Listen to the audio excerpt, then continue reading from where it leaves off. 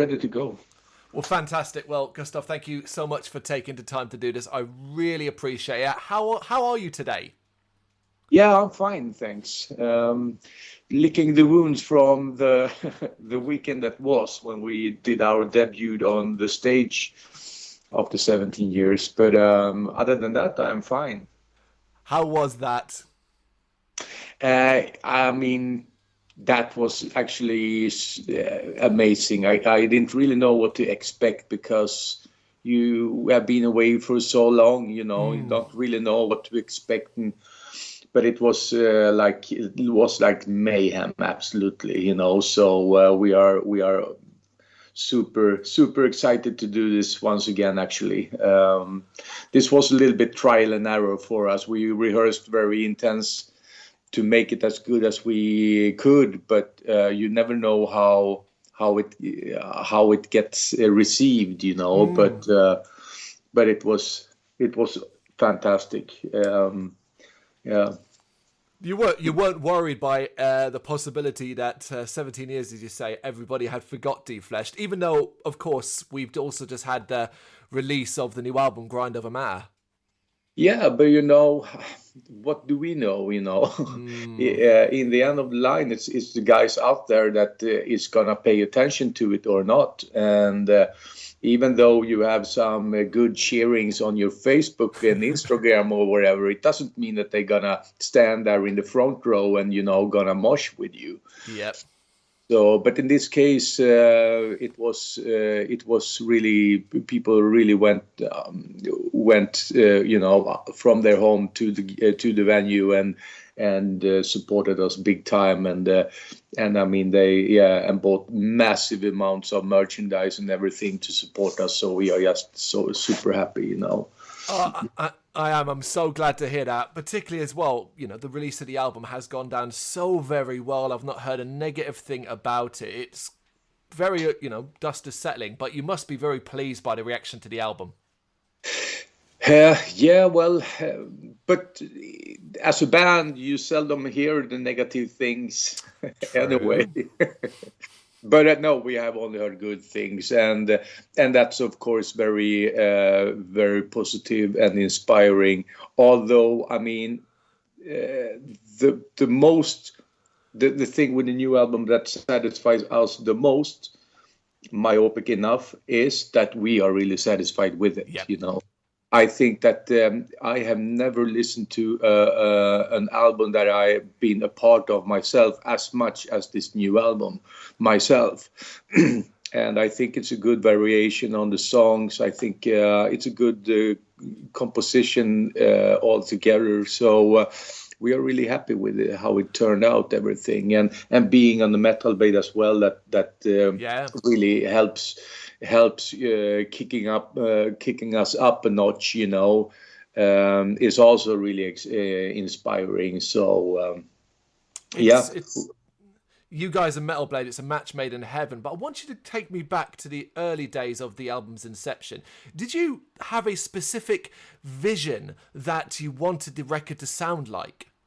This record, yeah. Yes, the new one. I mean,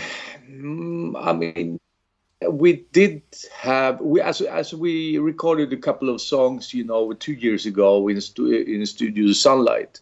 We had an idea of how we would sound today, So this album was just a continuation of that. But it's also it's a little bit tricky being us, because I mean our kind of music is so intense. You cannot really make a 45-minute album with it and still maintain an interest through all this time, because it's very challenging and demanding to listen to the kind of intense music that we perform. So we always try to have it, to limit it to around 30 minutes. And in this case, we had 34 minutes was written in our contract. So we had to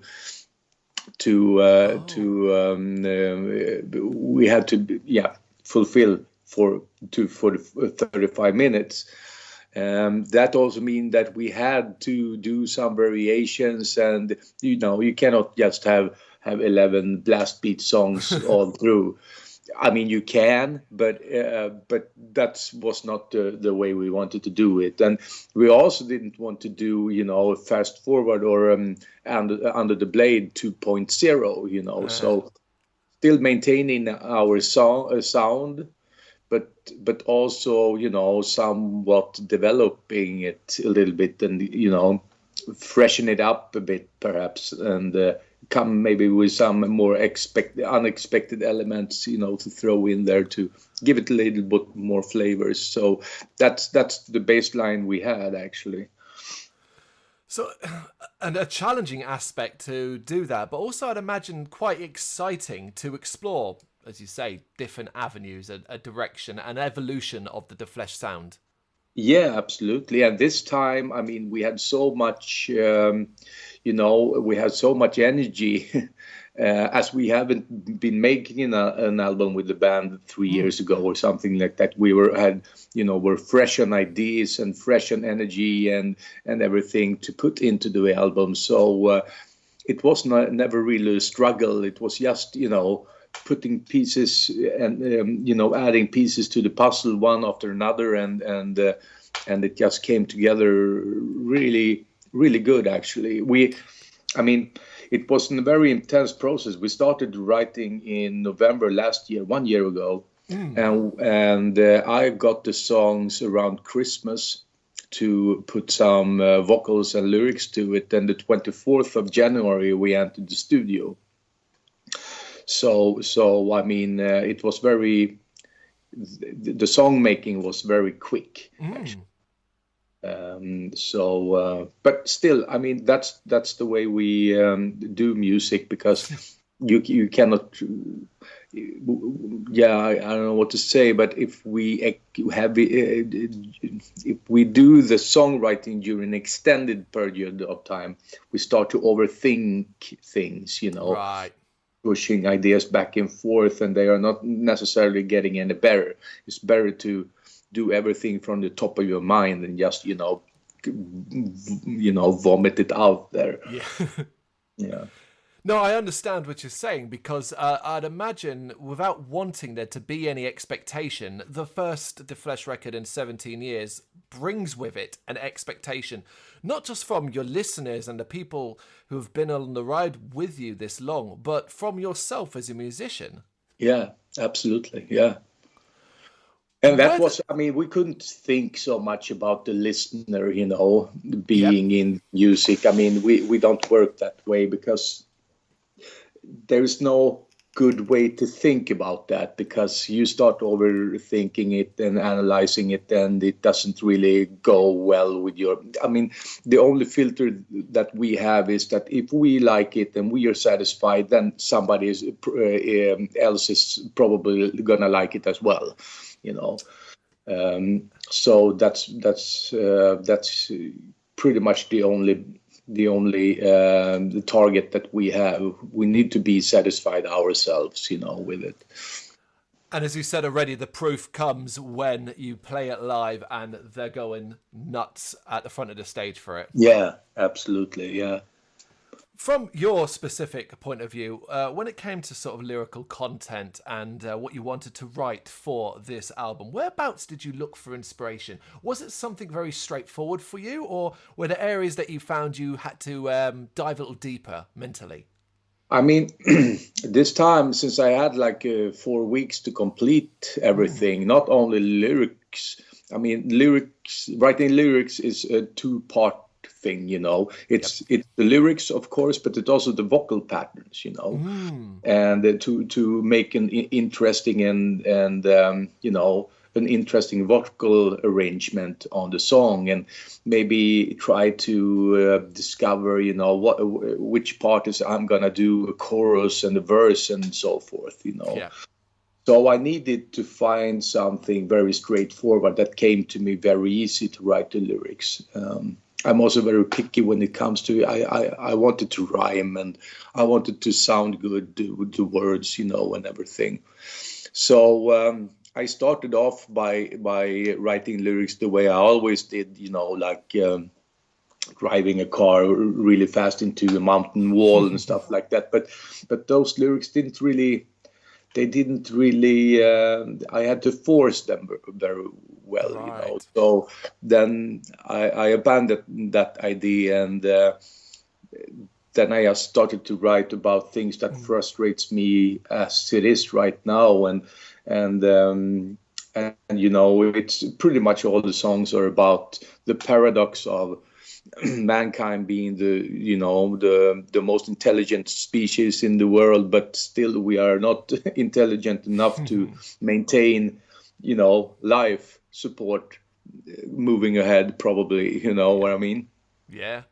So that was, you know, pretty much the baseline of the lyrics. And when I opened that door, so to speak, the words just flew to me, you know, more or less. Yeah. So is it fair to say that the initial work was the most challenging aspect for you on working on Grind Over Matter, but when it did flow, it turned into quite an easy, straightforward task? Yeah. Well, I mean, it's never easy. It's 2 seconds. I just need No to. problem. It's never easy. I mean, I get a lot of gray hairs and you know, rabbit heartbeats and stuff, you know, and cold sweat and stuff like that from time to time when I'm, because you know the knife is so, you know, close to my throat at that time. But it's also during those circumstances that I work best. So in hindsight, I could have enjoyed maybe another couple of weeks or a month more to perfect certain things, of course. But I'm pretty happy with how it turned out, and I can have pretty much I can stand for everything I've written about. So. Yeah, well, I mean, it is what it is this time. The car is laying on the table and it can't be changed now. So Yeah, it's all out there. good. It's out there speeding down the road. You can't stop it now. No. But why would you want to? You're an artist. Hindsight is always going to be an aspect. You can no doubt finish in the studio thinking you've created the best thing you've ever done in your life, but then a year later, you know, you continue to work and find that this new thing is the best thing you've ever done in your life. Yeah, perhaps. I mean, but that's just personal development, and if we can have personal development, we should be the luckiest guys in the world, because I mean that's I think what life is all about, right? So, but I mean,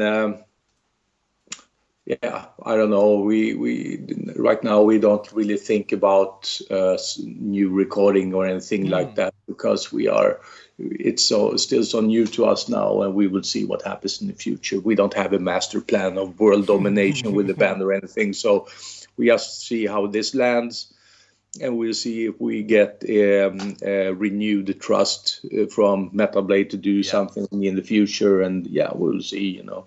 Of course. But overall, do you feel as though the new album, Grind Over Matter, matches what you set out to do when you first began working it? And do you agree with me that it kind of proudly ignores the 17-year gap between releases? This doesn't feel like you've been away 17 years.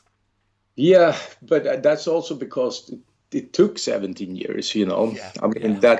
that is the cause, because if we would have been a band through all these years, I doubt that an album that was going to be released 2022 should sound so intense like it did this time. You know what I mean? So I think it wasn't necessarily or a very good break. I mean, you shouldn't create music I can only speak for being in Defleshed now, but I mean, our kind of music can't be done if you are not super, motivated and inspired, you know. Then we shouldn't do any music, because that's what it's all about. So yeah, I don't remember the first half of your question there. Oh, it's just that do you feel the album overall matches what you set out to do? Yeah, well, I mean, when we do music with this band, it's all three of us is a big part of the music writing. So the first guy is like, when you were in kindergarten, you started to draw a drawing, and the next guy were gonna continue in it, and the third guy was gonna finish it. So none of us could write a Defleshed song on their own, and therefore no one of us knows what it should sound like in the end. Because we always, we all, what can I say? It comes like a surprise to us, like Lars said, oh, so you are doing vocals there. I didn't think so. Okay. And I said, okay, so Matti's going to do that. Okay, cool. So that's pretty much how it's. We don't know the result when we start to making it. Yep. It gets developed with time, actually. Did you have quite a few moments where you were surprised in a positive way, discovered something new about Defleshed as a group, as the three of you worked together and surprised each other? I mean, before we disbanded, we've been together for so long, so we pretty much know each other inside out. What's maybe a little bit surprising this time is that we have, we are older now, and there is less prestige within us, and we tolerate each other more. We consider each other's maybe bad sides more. So there is no friction really between us. It's pretty smooth moving. I would say that the band has never felt as good as we do right now. That's great. When I am considering, the chemistry between us. That's fantastic to hear. Particularly as well as Grind Over Matter comes out in an industry now post-COVID, dominated by streaming services and likes and follows and all the stuff that's modern in the world of music. Do you feel that you, Defleshed, are able to ride this the way it is now? Do you feel comfortable in this world? No, not at all. I mean, we don't feel comfortable at all with it. I mean, I do in most of these things, on social media, but that's a new and strange and world to me, and a little bit repelling as well, because it's so focused on likes, and I don't know. I think it's a little bit falsified, but still, I mean, I was born in the 70s, so what can you expect? But I mean, that's the way it is now, I have learned. So we just have to do the best we can with it. And I learn more and more that our social media is far more important than I thought it was going to be. So I guess I have to put some more energy into it, but it takes time, man. It takes time. I don't want to be one of those people that are sitting with the phone in front of me whenever I wait for the bus or whenever I do anything, I don't want to be that person. And this situation almost pushes me into that anyway, because there's always something to do, with it, to be answering comments or posting new stuff, or it's stories and it's fucking small reels and stuff, and I don't know. That's the bad thing with this age now, because you're almost forced to be to become an influencer just because you're in a band, and I don't want to be that, And I look down on those who are doing that kind of stuff, because they are too much. It's all the time, So I don't know. It's It is exhausting, and it feels like a necessary evil, unfortunately. Yeah.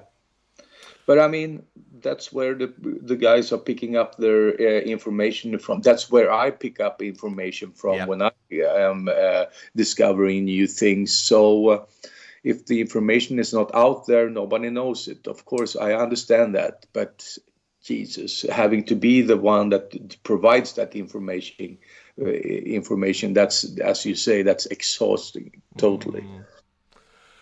Well, last one then for you, Gustaf, before I let you get on with the rest of your day. And it's really kind of just the hope and desire from this side of the world that throughout 2023 we will get to see you come play live. I guess the plan is now just to get Defleshed out on stage again, yeah? Yeah, well, but not like we used to. I mean, this time around, it's not going to be any 5-week tours and stuff like that, because we simply don't have that time. We have jobs and obligations, and I have my business here in Sweden and stuff. We cannot really do that. So we will do maybe weekend tours, or that's maybe not tours, but weekend shows, long weekend shows, maybe extended to a week if going far, or festivals. Yeah, festivals. That would be great. But you know, this long tours we cannot do anymore. So we will see on which level we are gonna perform live. But a little bit shows here and there, absolutely, that would be fantastic. Yeah. Well, until we get to see you live, we can all just enjoy Grind of a Mat. It is an amazing release, and it's wonderful to have you back. Gustaf, thank you so much for taking the time to do this. I really appreciate it. I really thank you, Carl. Thank you very much for watching. If you liked what you saw, please help us out by giving us a thumbs up and hitting that subscribe button. If you really liked what you saw, consider donating to keep the website and channel running by buying us a coffee via our coffee page or picking up some merch from our Big Cartel store. You can check us out on gbhbl.com, as well as via our social media, Facebook, Instagram and Twitter, as well as listen to our interviews via SoundCloud, Apple Music and Spotify. Just search for GBHBL. Games, horror and heavy metal. What else is life for?